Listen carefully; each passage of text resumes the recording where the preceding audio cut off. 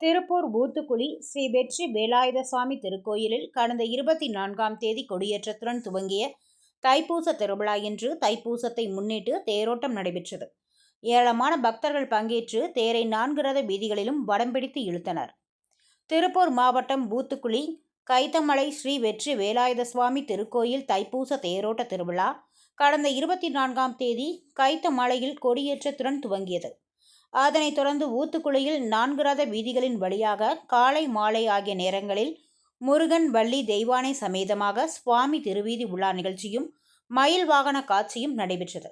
தொடர்ந்து இன்று அதிகாலை 3 மணிக்கு சுவாமிக்கு மகா அபிஷேகம், அதனைத் தொடர்ந்து 5:30 மணிக்கு சுவாமி புறப்பாடு, சாமி ரத ஆரோகணம் நடைபெற்றது. தொடர்ந்து ஏராளமான பக்தர்கள் திருத்தேரை வடம் பிடித்து 4 ரத வீதிகளிலும் இழுத்து வந்தனர். இன்று மாலை திருத்தேர் நிலை சேர்த்தல் நடைபெறுகிறது. ஏராளமான பக்தர்கள் பங்கேற்று வெற்றி வேலாயுத சுவாமியை தரிசனம் செய்து அரோகரா கோஷத்தோடு தேரை வடம் பிடித்து இழுத்தனர். தேருக்கும் முன்பாக சிறுவர்கள், பெண்கள் என அனைவரும் உற்சாக நடனம் ஆடினர். தொடர்ந்து வரும் 4ஆம் தேதி தேர் திருவிழாவின் முக்கிய நிகழ்வான கதித்தமலை ஆண்டவருக்கு மகா அபிஷேகம், மகா தீபாராதனை, அதனைத் தொடர்ந்து 10 மணி அளவில் ஸ்ரீ கதித்தமலை ஆண்டவர் சுவாமி ரத ஆரோகணம், மலைத்தேர் வடம் பிடித்தல் ஆகியவை நடைபெறவுள்ளது.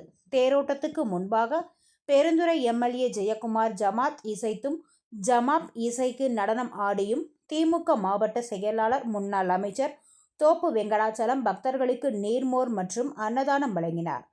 அதேபோல தேர் வடம் பிடித்து இழுத்து வரும் பொழுது ஊத்துக்குளி காவல் நிலையம் சார்பாக காவலர்கள் பக்தர்களுக்கு பிஸ்கட் வழங்கினர்.